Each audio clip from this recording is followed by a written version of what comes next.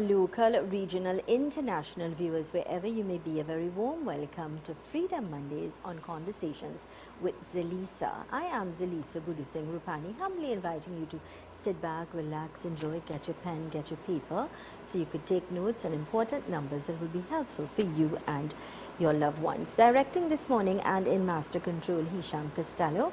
On behalf of our team, we'd like to wish each and every one of you a wonderful day today.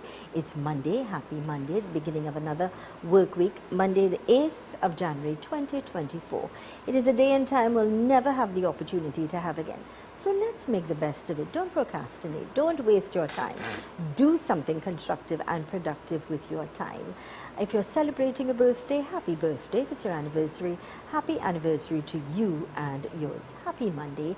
And again, a warm welcome to Freedom Monday. Let's quickly go to our quote for today, coming to us with the kind compliments of India in Style. And our quote says, "A positive mindset brings positive things. A positive mindset brings positive things." That came to us with the kind compliments of India in Style Expo. Check them out. This, of course, is the Mid-Center Mall Shibgorner's India in Style Expo. Check them out today for all of their deals. Our program this morning is coming to us with the kind compliments of Charon's Bookstores, Doc's Engineering Works Limited, Chinese Val Park Restaurant, Lifetime Solutions. A very good morning going out to Dr. Bo Tiwari and of course his special guest, Mr. Vivek Charan. Welcome. Thank you so much, Zelisa. Welcome to all of you. Good morning. Happy New Year, first of all, because this is the first live program, Freedom Monday, that we are having. So I want to wish you the very best. May you have good health. May you have happiness. May you have good cheer in everything that you do. May you have success. And may you have a feeling of meaningfulness in your life. Okay? And I thank you for being with us this morning. My guest this morning is Mr. Vivek Charan, who, of course, is a businessman in this country, involved in the books business, but also his bookstores are full of variety as well. And it is a family business that was built from nothing.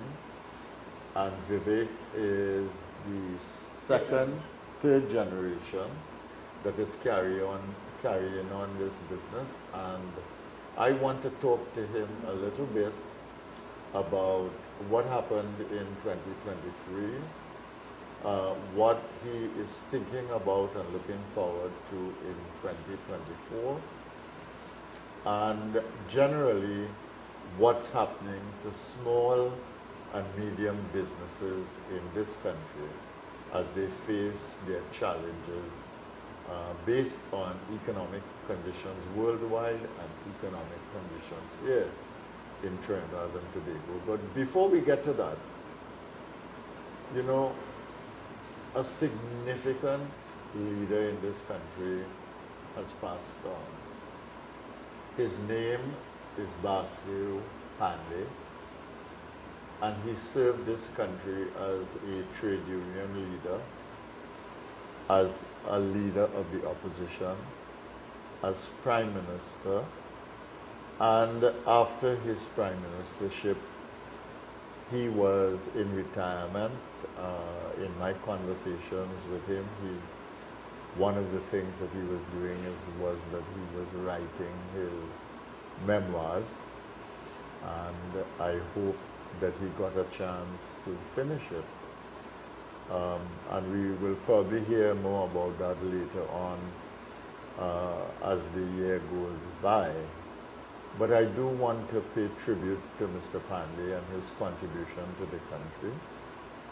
I had a decent relationship with him as Prime Minister. He reached out to me, and I was involved in one or two things that were very, very important to the country. And in politics, I had a long relation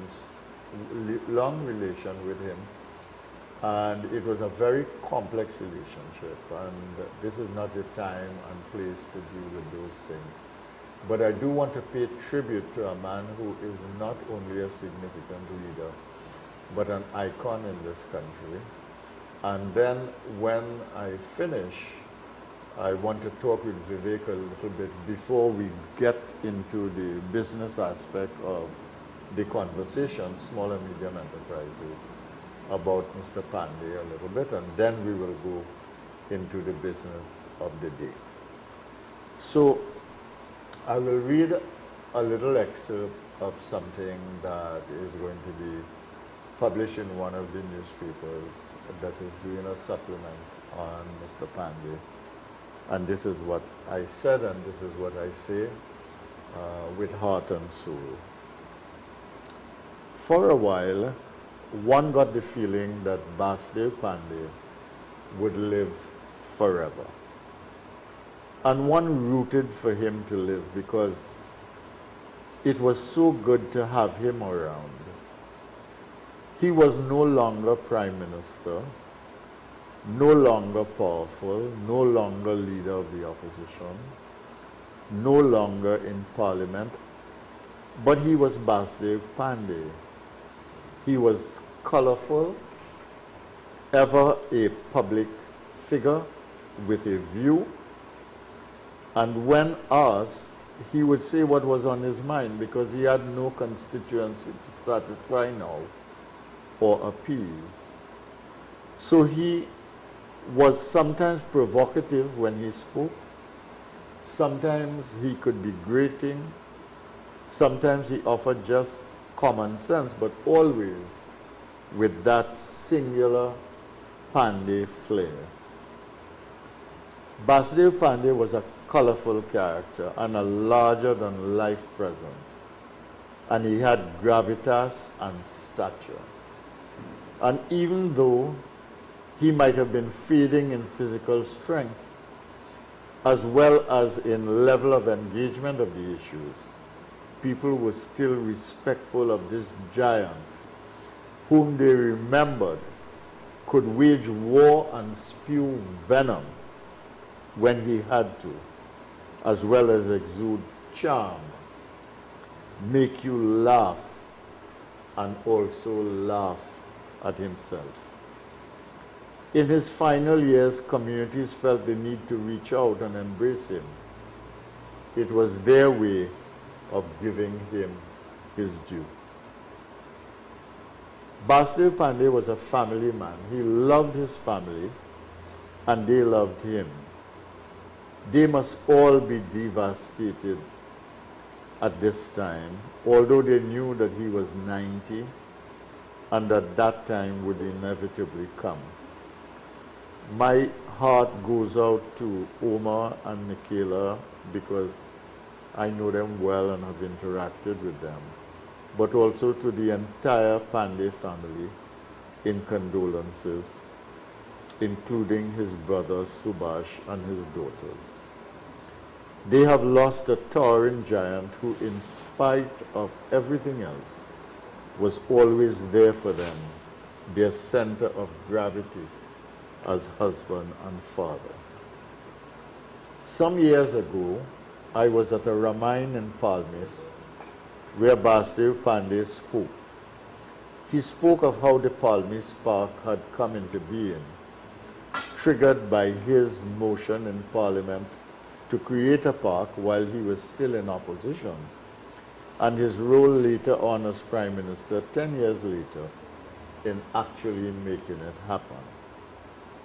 It caused me then and there to reflect on Mr. Pandey's approach to development. At the center of it was people, their development, their enjoyment of life, and their happiness.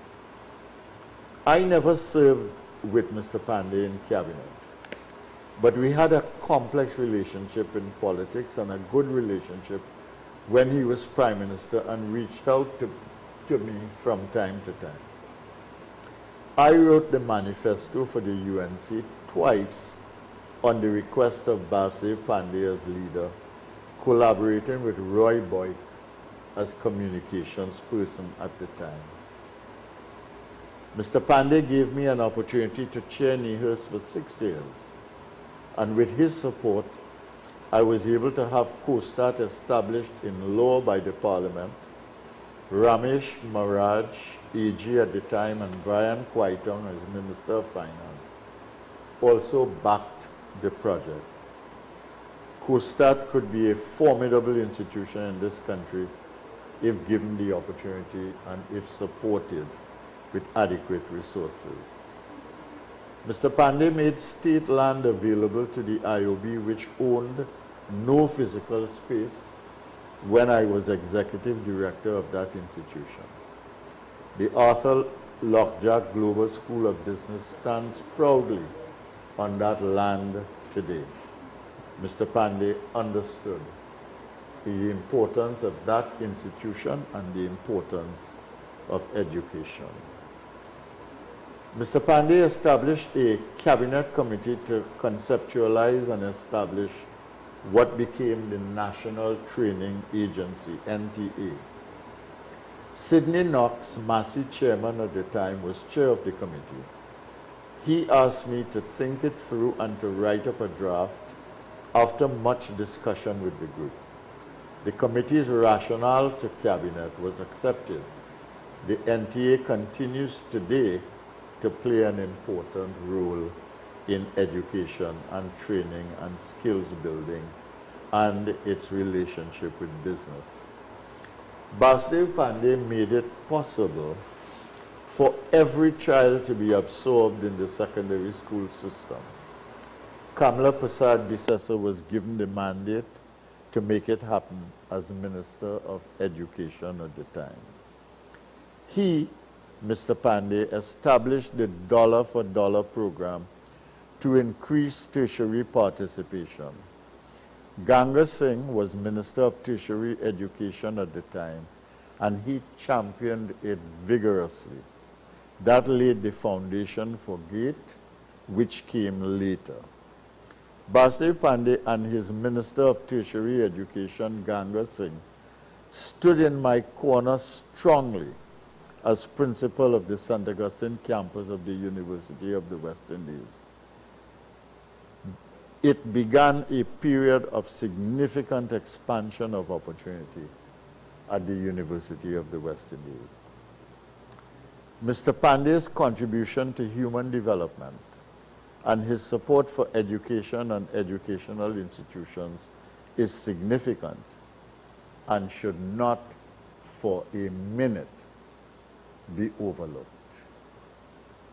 I thank you for listening. I hope you find this tribute to Mr. Pandey appropriate.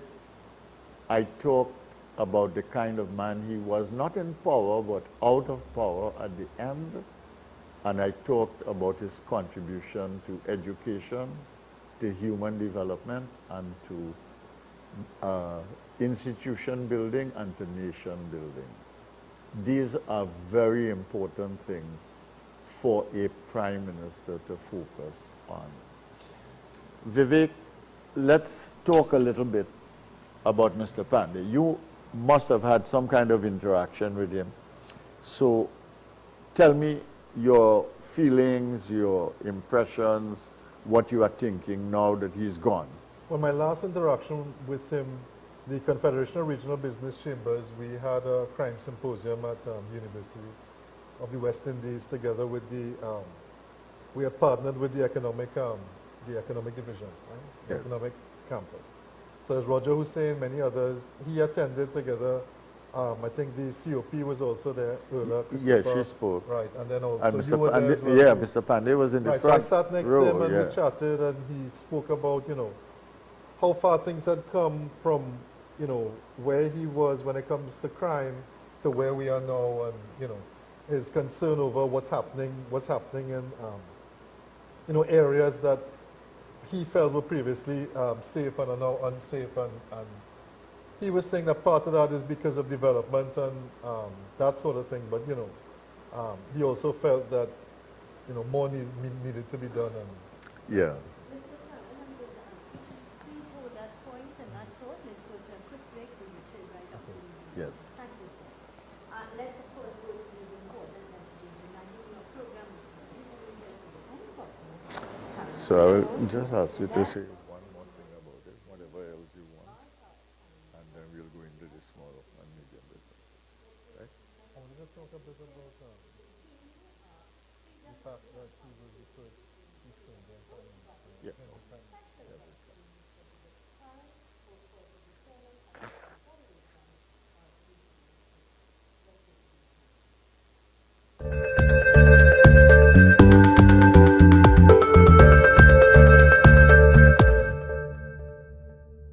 Charan's Bookstore. For all your school books, stationery items, uniforms, shoes, board games, toys, and much more. Visit them at any of their 3 branches located at 24 Eastern Main Road, Quezay, San Juan. Telephone number 675-9024 or 675-3607. 53 Eastern Main Road, Tunapuna, 663-1884, 663-1476, or 645-3878. Trin City Mall, Trin City. Contact them at 640-3155. Calm down, calm down. Check out Charan's Bookstore.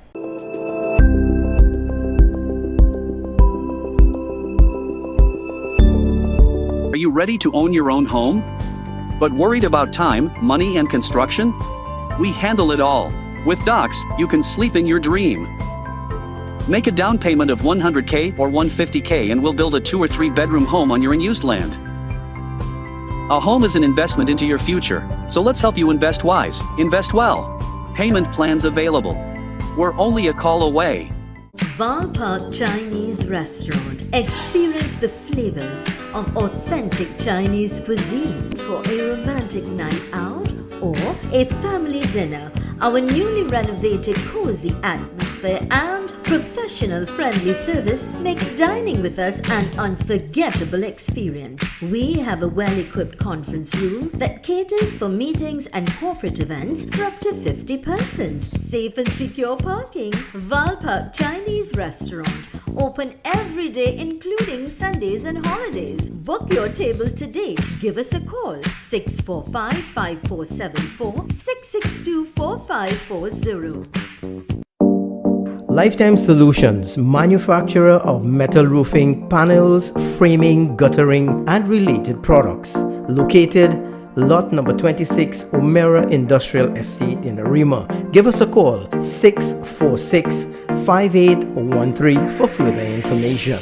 Lifetime Solutions. Give us a call today.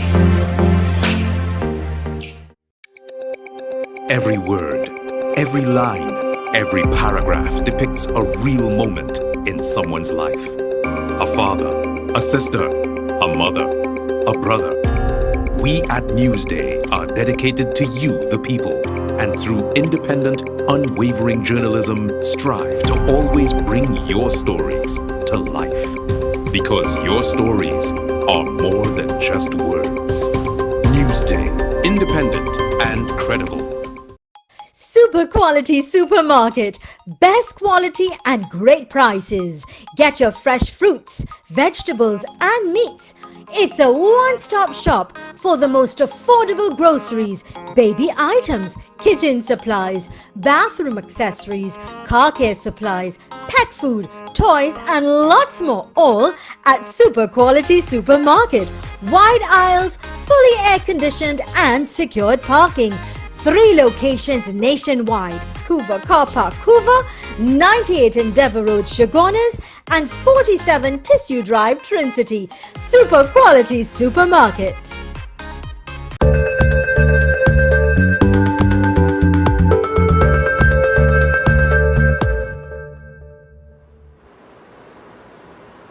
Welcome back to Freedom Mondays with Dr. Lucy Bonney and special guest today, Mr. Zelisa and Chairman of the Confederation of Regional Chambers. And of course, our program committed to and government Channel Docs Engineering Limited, Bar Park Chinese Restaurant, and Lifetime Solutions. Dr. Tiwani, welcome back. Thank you so much, Zelisa. Thank you for staying with us, and we're happy to continue the conversation. We'll just have a brief interlude on continuing with Mr. Pandey, and then we'll get into the substance of today's discussion, which is small and medium enterprises. Okay. You talked a little bit about Mr. Pandey last time you met him, which was the crime seminar. I was there also, and I had a little chat with him then. And I know that you sat next to him and you spent a long time before you actually went up to speak.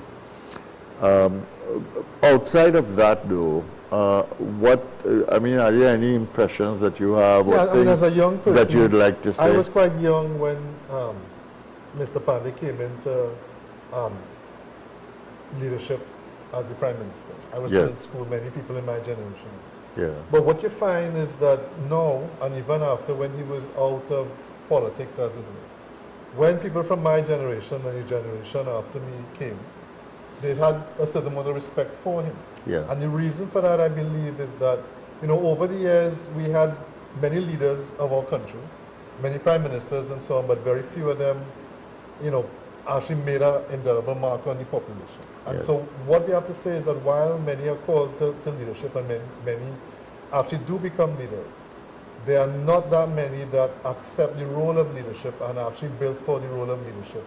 And I think he was one of those people that when you met him, you were quite impressed by this, you know, the fact that, well, this man is actually a leader, and the way he speaks and the way he talks. There's also the situation. My family originally came from, you know, let's say Shogunas Felicity, then from Paje and Tunapuna, my mother's side. Yes, of course. So the family business is really my mother, father, my brother, myself, after my grandparents, and many other people as well. But what you found was that they felt at that time that the first East Indian, you know, Prime Minister understood what their struggle was, because it was for them a struggle. When I listened to my grandparents on both sides talking about how life was at that point in time, it was a struggle, right? From where they were to, you know, where they are now. It's a huge distance to struggle.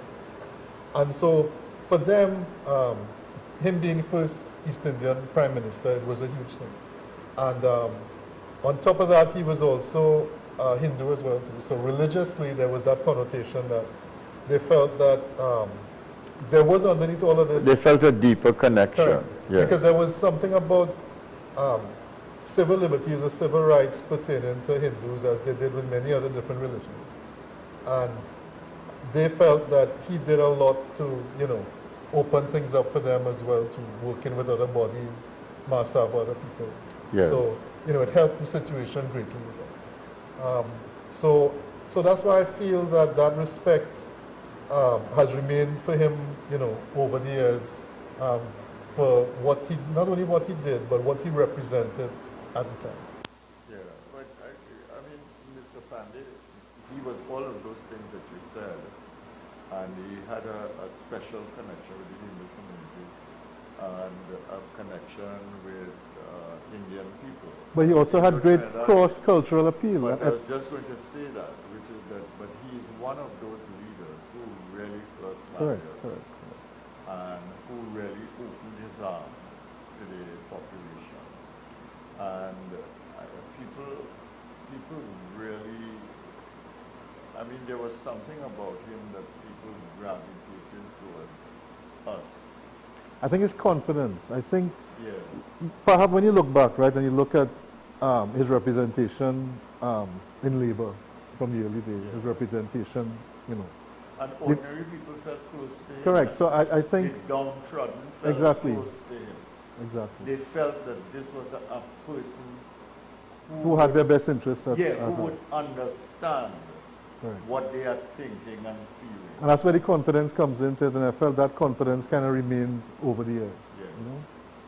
He was singular in that respect, and it's good that we can have a leader who has served, who has spent time in retirement among the people living as an ordinary citizen, and who, in his passing,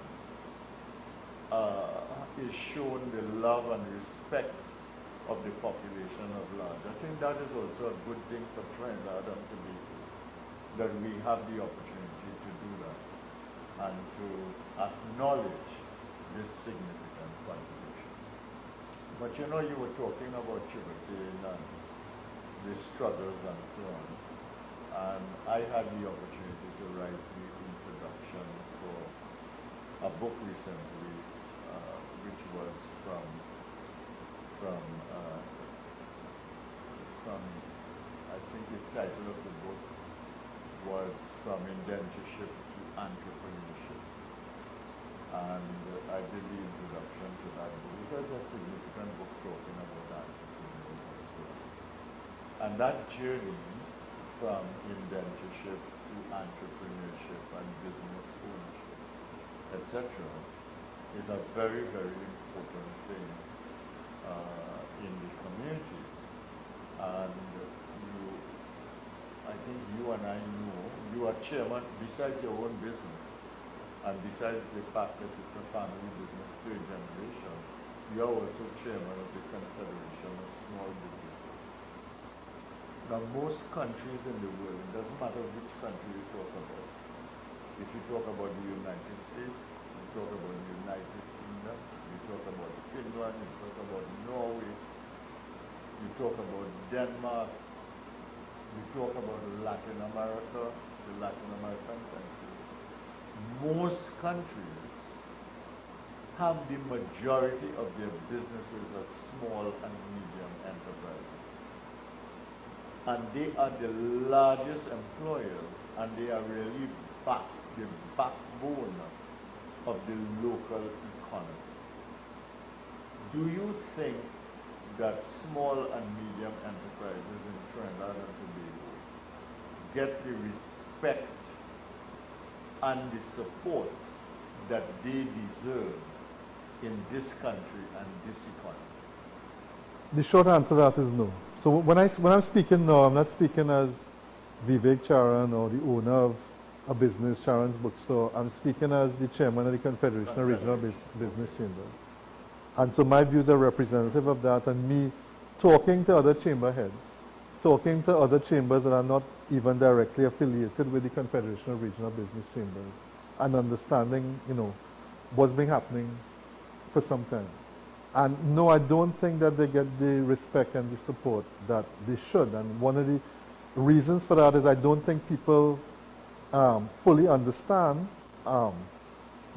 what small and medium businesses or how they operate or what they are. I think for a long time they've been seen as smart people or smart businessmen or businesswomen trying to do things in an underhand way or whatever, or they seem to be very productive and very wealthy people, and often very selfish people and so on that don't give back. And none of these things are quite true, because that's not how I grew up in my family business, and I know for a fact that many of the other family businesses that I know of are not like that either. But small and medium businesses are firstly quite transformative, and they help transform communities. So we think about, we leave it all up to government to transform a community, but really, when we see economies begin to grow, the first transformation is within, let's say, the rural communities. When we see the rural communities, when people stop working or being employed and saying, listen, I want to take this step to become self-employed, I want to take this step to create a business, and when I create a business, I'm employing people from my area, right? And I'm providing a service to the area. And that's the first step. And then after that, we see them actually giving back to the community in some form or fashion. So like back in the very old days when I listened to my grandparents speak, you know, all these stores, all these small general stores, which would be the equivalent of a supermarket or you know, a parlor or whatever, selling many different things. You know, they would assist the people because they knew how people work. So everybody would have credit to a certain degree. Everybody would be allowed to, you know, so it was an environment that helped people, that harbored people, and also understood people in terms of being supportive. Now, so many years later, you know, when we look at some of the huge businesses that are no longer there, so we look at Caroni, we look at Petrotrin. Now, I'm not getting into the whys and wherefores or the profitability issues or why they were closed and stuff like that. What I'm speaking to is the fact that when you have a multinational, like let's say Nestle, or you have very large local companies like Petrotrin or Carani in an area that is not a built-up area or area of high commerce, like let's say Port of Spain or San Fernando or something like that. You find that so many things are also developed within those areas. And that's what happened in Chaguanas, that's what happened in San Fernando, and stuff like that, right? Well, or in South. Arthur Lewis, one of our region's great economists, said that business, once you put a business somewhere, it acts as a kind of snowball, a catalyst. It has a snowball effect on other businesses investing and other things happening in the community of a vital nature. But we've come to 10:30, and we want to take a break now, so I will ask Zelisa to take over. Reminding you that it's Freedom Monday and our program commences with 9 o'clock.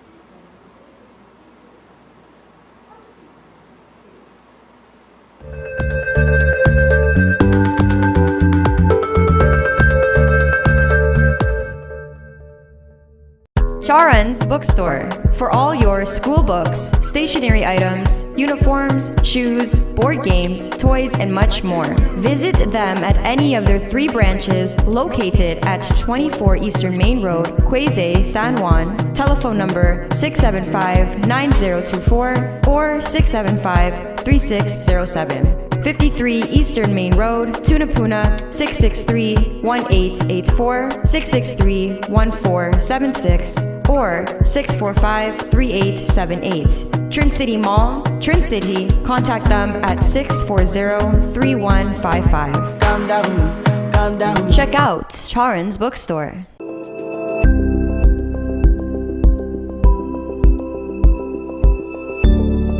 Are you ready to own your own home?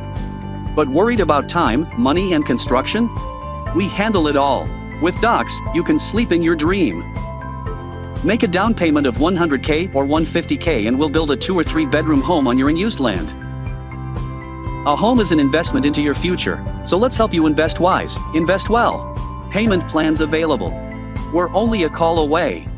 Val Park Chinese Restaurant. Experience the flavors of authentic Chinese cuisine for a romantic night out or a family dinner. Our newly renovated cozy atmosphere and professional friendly service makes dining with us an unforgettable experience. We have a well-equipped conference room that caters for meetings and corporate events for up to 50 persons. Safe and secure parking. Val Park Chinese Restaurant. Open every day including Sundays and holidays. Book your table today. Give us a call 645-5474 662-4540. Lifetime Solutions, manufacturer of metal roofing, panels, framing, guttering, and related products. Located lot number 26, Omera Industrial Estate in Arima. Give us a call 646-5813 for further information. Lifetime Solutions. Give us a call today. After huge success in Makoya, La Romaine and South Park Mall, for the first time ever, Indian Style Expo will be at the air-conditioned Dome at Mid-Center Mall. From January 6th, over 60 merchants. Get all that you need: garments, furniture, handicraft, footwear, jewelry, and so much more. For the first time ever in Trinidad, be sure to check out our $20 food court. Yes, you heard right, but that's not all. When you spend over $200, you also get a free meal. Bring your kids to the arcade while you shop. The India in Style Expo at the air-conditioned Dome, Mid-Center Mall, starting on January 6th from 9 a.m. to 8 p.m. daily, including weekends and holidays.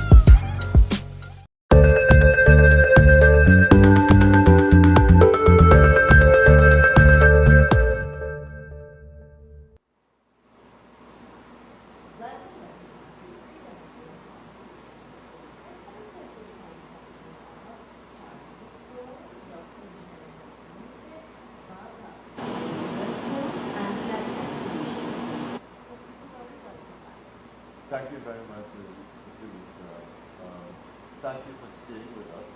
we are talking with Vivek Sharon, who is the owner of Sharon's Bookstore, but he is also the chairman of the Confederation of Regional Chambers of Trinidad and Tobago.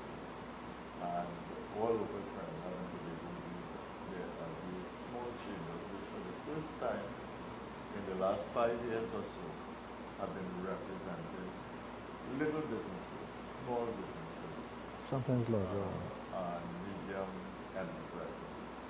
So we want to talk about it. It's clear him about what's happening now.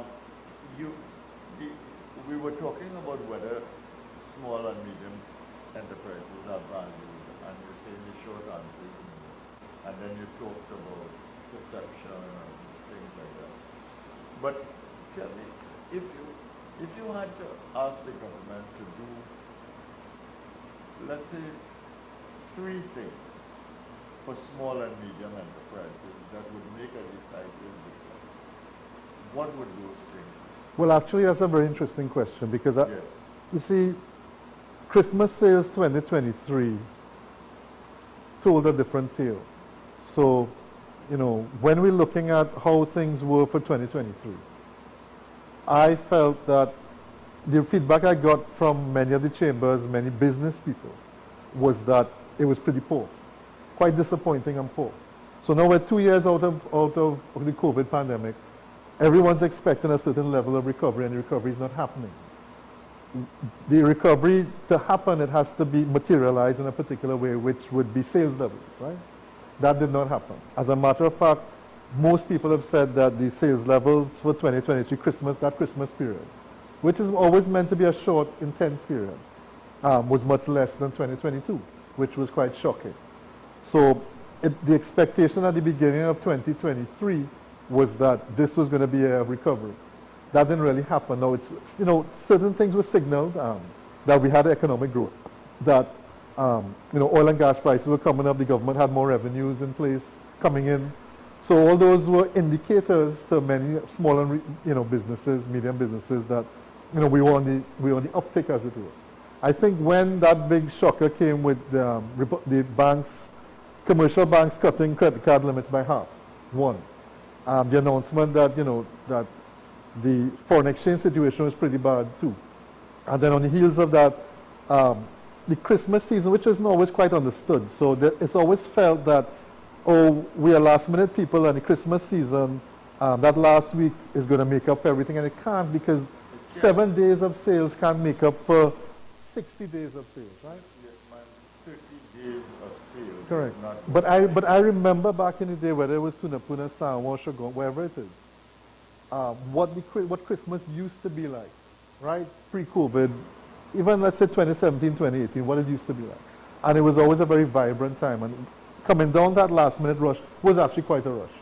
Now, visiting many of the malls, I visited the malls, took my family out, as everybody, tried to, you know, to patronize local businesses as much as I could.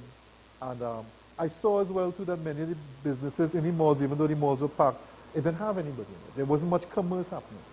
Now, the thing is, you know, we could say what the government, people can say, well, what do you want the government to do for small and medium business? And the best thing they can do is not directly for small and medium business, because when we look at why is it that we didn't have that commercial aspect or that high level of commercial activity, it's not because of small and medium business. It's not because our prices were too high or we didn't have what people wanted. It is because the people themselves don't have the money to spend.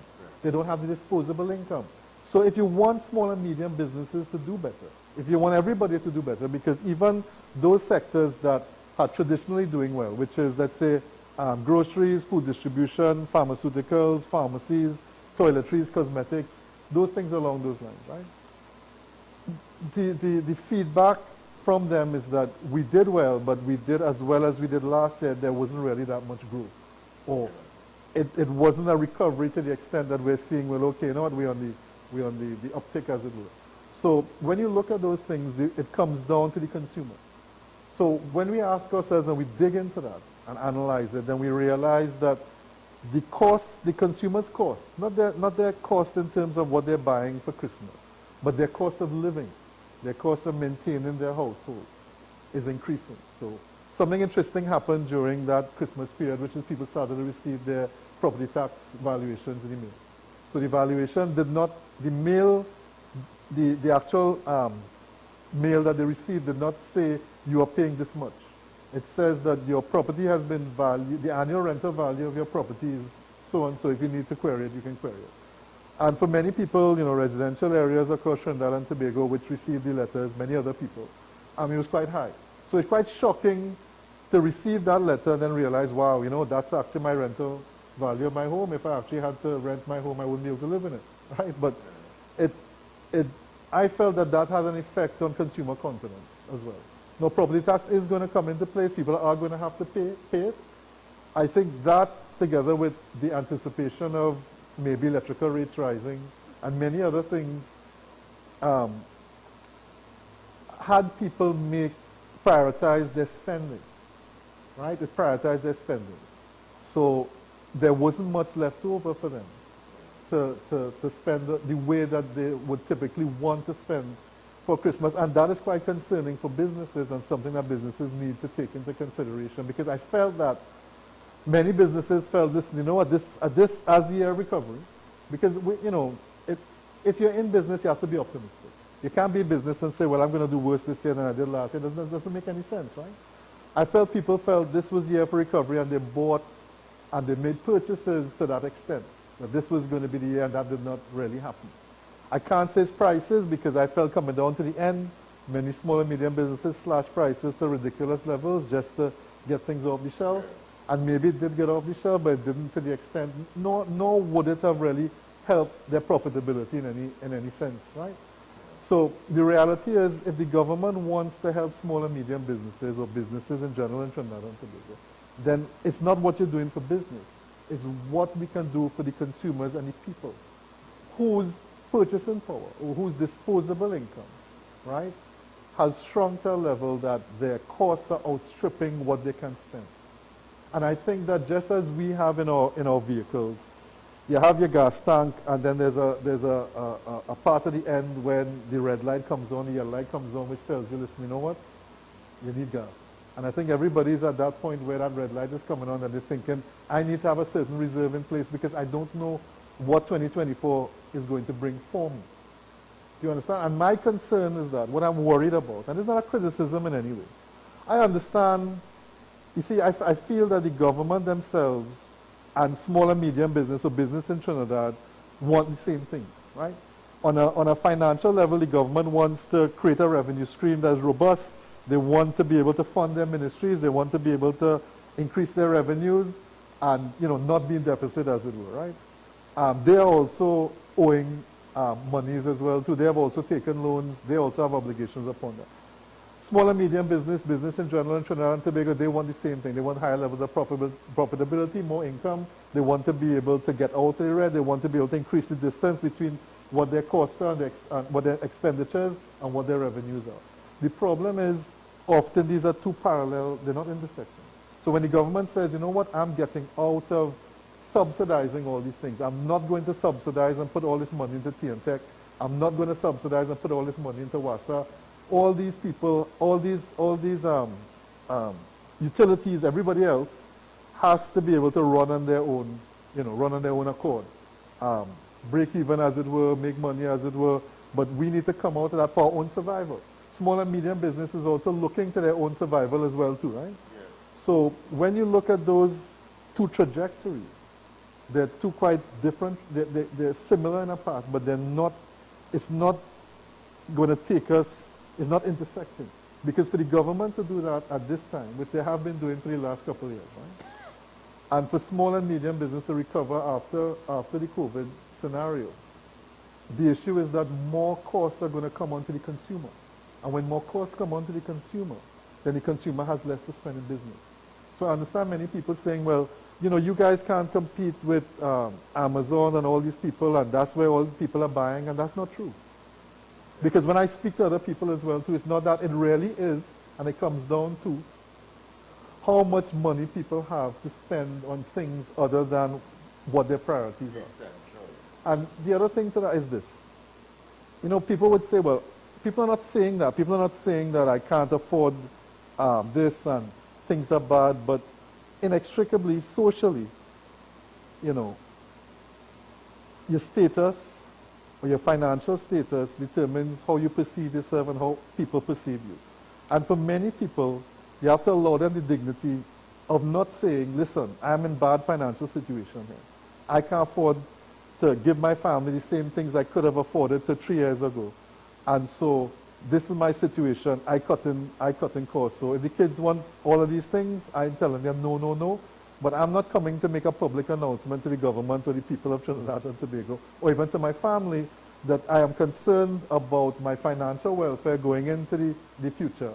I'm worried about what I can provide for myself and my children, and I want to make sure that I am saving as well as being able to afford the priorities that I have to afford. And therefore, cuts have to be made. All right. Now, you raise a lot of important issues here, but it affects so many sectors of the economy. There's a kind of circularity, that we need to come back and discuss some of this in detail. But we've got to take a break here now, and Zelisa will take over from here to do the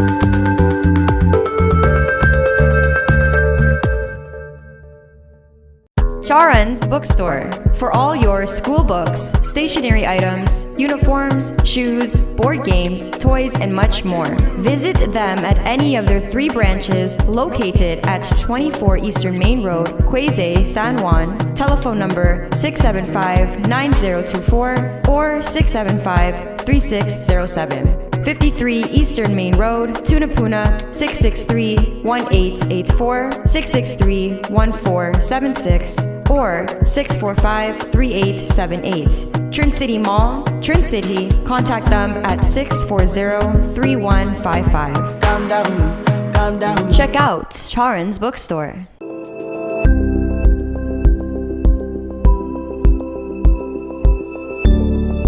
Are you ready to own your own home? But worried about time, money, and construction? We handle it all. With Docs, you can sleep in your dream. Make a down payment of $100K or $150K and we'll build a 2 or 3 bedroom home on your unused land. A home is an investment into your future, so let's help you invest wise, invest well. Payment plans available. We're only a call away. Val Park Chinese Restaurant. Experience the flavors of authentic Chinese cuisine for a romantic night out or a family dinner. Our newly renovated cozy atmosphere and professional friendly service makes dining with us an unforgettable experience. We have a well-equipped conference room that caters for meetings and corporate events for up to 50 persons. Safe and secure parking. Val Park Chinese Restaurant. Open every day including Sundays and holidays. Book your table today. Give us a call 645-5474 662-4540. Every word, every line, every paragraph depicts a real moment in someone's life. A father, a sister, a mother, a brother. We at Newsday are dedicated to you, the people, and through independent, unwavering journalism, strive to always bring your stories to life. Because your stories are more than just words. Newsday, independent and credible. Super quality supermarket.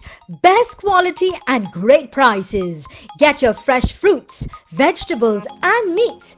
It's a one-stop shop for the most affordable groceries, baby items, kitchen supplies, bathroom accessories, car care supplies, pet food, toys and lots more, all at Super Quality Supermarket. Wide aisles, fully air-conditioned and secured parking. 3 locations nationwide. Hoover Car Park, Hoover, 98 Endeavour Road, Chaguanas, and 47 Tissue Drive, Trin City. Super quality supermarket.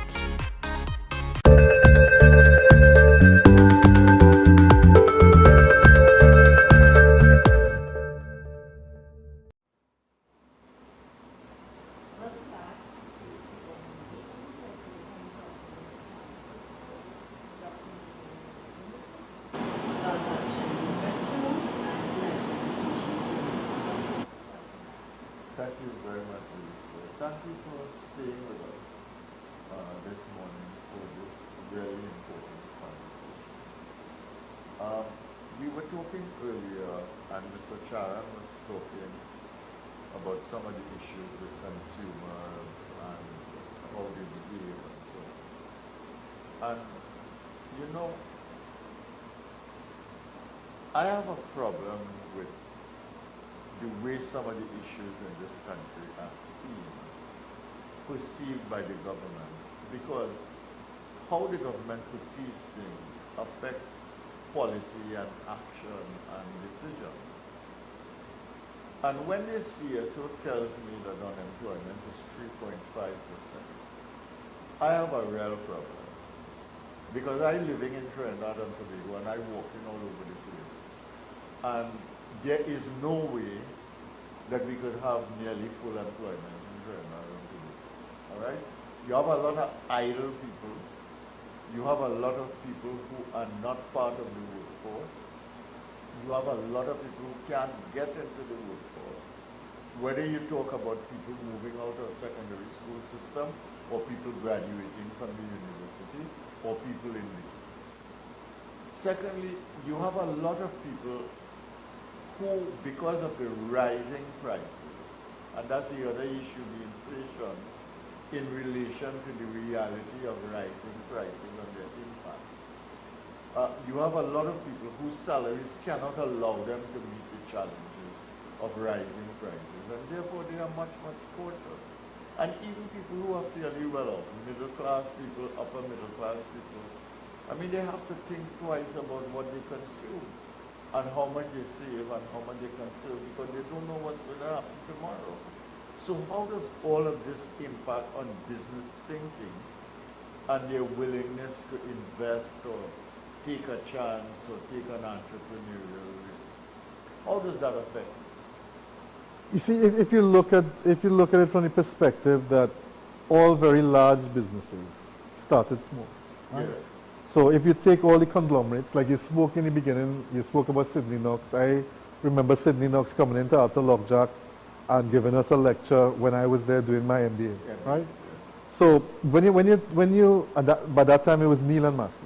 And when you look at that, when you look at the growth of so many businesses over a period of time, and you look at what is happening now, you see that the businesses are really growing now, or those businesses I've said before, that got made supernormal profits because they were only retail chains open during the lockdown period. And they are able, because they didn't have to take on debt, because they were able to operate in a very open space, unrestricted space as it were, or they didn't have much competition as it were. During those 2 years, they were able to expand, largely within this time. And that is not a true indication of where everybody else is at. Now, when you look at the unemployment rate, the fact is that I believe it's true. When I spoke to some economists, they're saying, no, it's true. But what it does not take into account is turnover rate in businesses. So somebody can be employed for seasonal time and then they're out of employment. What it also doesn't take into account is something called the labor participation rate, which is, what that crime seminar in part was about, the labor participation rate. So are you telling me that everybody who is leaving school in Form 5 and in Upper 6 that does not go into tertiary education is getting a job as they come off? And the answer to that is no. And you know why it's no? Absolutely no. In my own business, during our busy time, we had said that we were willing to take on as students, interns as it were. And we got like 1,000 responses. I couldn't take 1,000 people. I took what I could take, right? So would I like to hire more young people? Yes, because you want that in a business. You have people who are aged, but I can't afford to take on more young people. Even if you take 4 or 5 people, you're taking them for a month. Correct. Correct. But but the thing is, everybody wants growth. I want growth. All the businesses want growth. Growth is something that is predicated on, or what is necessary for growth is income, revenue, growing, right? Yes. How is that going to happen now is if, as you say, the cost of the consumer is more than what they could really spend. Afford. Right, afford. So the issue is, if you want to get into business now, as a startup, what are you getting into? And if, as an already existing business, you want to grow, how are you growing if your consumer base, right, has decided that they are not going to spend what you expect them to spend, or what they used to spend back in. So we kind of find ourselves, it appears to me in a, kind of like a sense of dormancy or hibernation or waiting period. But what are we waiting for? We're waiting for 2028 when we're hoping that the Manatee and Lauren gas fields could be monetized. By that time, we're waiting for Dragonfield to kind of come on and have this great boost. So, when you've been in business for a long time, as I have, and I've also been in one chamber or the other over the years representing for some time. I remember back in the day when I had all these huge government projects going on and so on, right?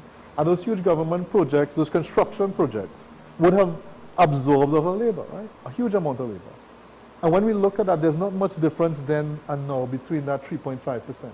So if at that time when things were good, we was expecting that it would be closer to, as you say, full employment and so on, why are the figures, so I don't, there's something about those figures, why it might be accurate on the books. In reality, I'm not seeing that in the economy, because if that was so, then it tells another story, right? So let's say, for example, it really is 3.5. Do we not have a problem if we are at that level of employment and yet commercial activity is still so low, and many of the small and medium businesses, or retail as it were across the board in Trinidad and Tobago, is saying that they're seeing a slump in sales 2 years after the lockdown, so we're not seeing recovery?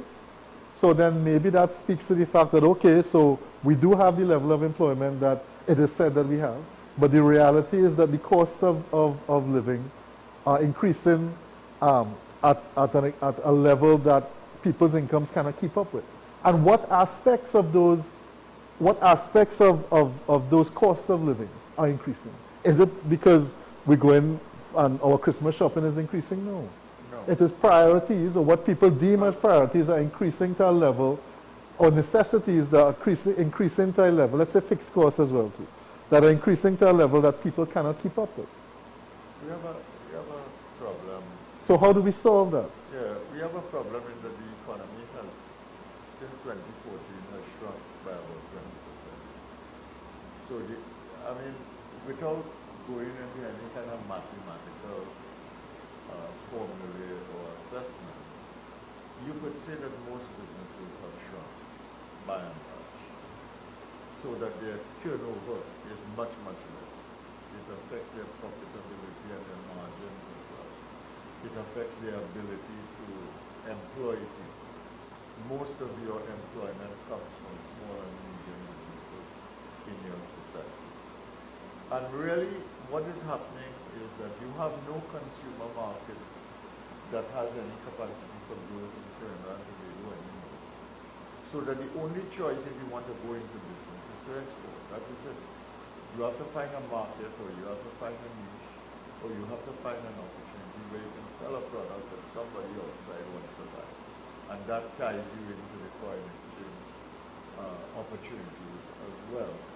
So I think that there is need for some kind of rethinking. And I think the government and business need to come together with perhaps the legal and perhaps the NGOs who can give an idea of what's happening in the community. And we need to have some kind of strategy that would allow for the revamping of people's businesses, revamping, rehabilitation of the consumer market, as we have a trust to deal with the loss in energy revenues and loss in energy production. While we wait for this thing, because we've got to do things in other areas. Well, see, the other thing is this. If you ask yourself... We can't wait on energy. Right, but you made a good point. You made a good point in that let's say we had full employment. Let's say everybody was employed, but everybody, majority, 90% of the population was employed at $20.50 an hour for 8 hours a day. Do you think things would be better? No, it would not be better. Do you know why it would not be better? Because at $20.50 a day, it's still, given what is proposed, right? Given what is proposed and what is rolling out right now in terms of policy and restructuring of taxes and restructuring of utilities and all this sort of thing. What is being proposed to be rolled out now? While it may help the government on one end, it is not helping the people on the other end. And the issue with that is, if you look at the fact that the energy sector has been in decline, right? That is what it is. That's what's been reported in central bank reports, in commercial bank reports, economic reports. It is in decline. When you look at it in decline, do you think they're hiring more people or less people? They're hiring less people. What happens when you have huge We're going to have to go Okay. to trial. We just don't have time. But what I do know is that government cannot, in a time of government crisis, when they have revenue, transfer the burden now to the population and hope to have economic prosperity and sustainability. There is no economic mathematics that we can work which will make that work. Well, it's a catch-22 So situation. I want to say to the government that that is bad policy, and therefore you need to have a review. Thank you so much for watching. I am Booty Warrior. This is Freedom Matters. I thank Zelisa for her patience with me. I thank you for staying on, and see you next time. Thank you, Dr. Shiwani.